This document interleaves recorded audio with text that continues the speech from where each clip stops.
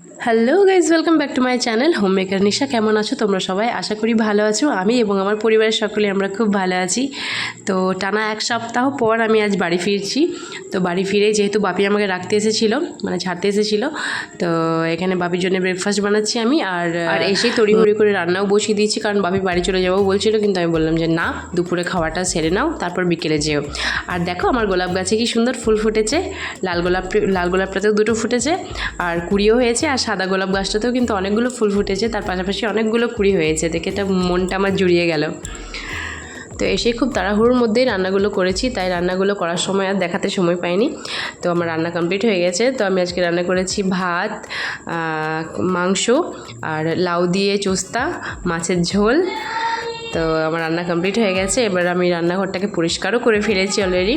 এবার বাপিকে গিয়ে খেতে দেবো।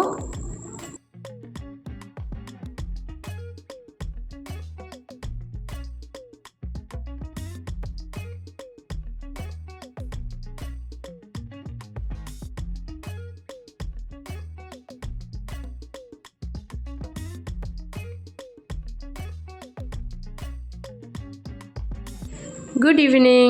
তো সন্ধে হয়ে গেছে, আমি এখন চা বসিয়ে দিয়েছি। তো সারাদিন খাটাখাটনির পর এখন গিয়ে একটু রিল্যাক্স করব চাটা নিয়ে। তো আসার পর থেকে রান্না করেছি ফার্স্টে, তারপর গিয়ে খাওয়া দাওয়া সব কিছু কমপ্লিট করে ঘরগুলো ঝাঁটা দিয়েছি, মুছে পরিষ্কার করেছি। এক সপ্তাহ বাড়ি না থাকলে যে ঘরের ফ্লোরের কি নোংরা হয় সেটা একমাত্র একজন গৃহিণীই বোঝে, যে সে বাড়িতে না থাকলে তার ঘরের কী অবস্থা হয়। তো সব কিছু গুছিয়ে গাছিয়ে ঘর দুয়ার পরিষ্কার করে তারপর স্নান করে এসে এবার সন্ধে হয়ে গেছে যেহেতু, তো এবার চাটা বসাই। আর এই যে দেওয়ালের এই ওয়াল হ্যাঙ্গিংটা আমি আমার বিবাহবার্ষিকীর সময় আমার এক বন্ধুকে দিয়ে বানানো করিয়েছিলাম। কেমন লাগছে অবশ্যই কিন্তু তোমরা জানিও।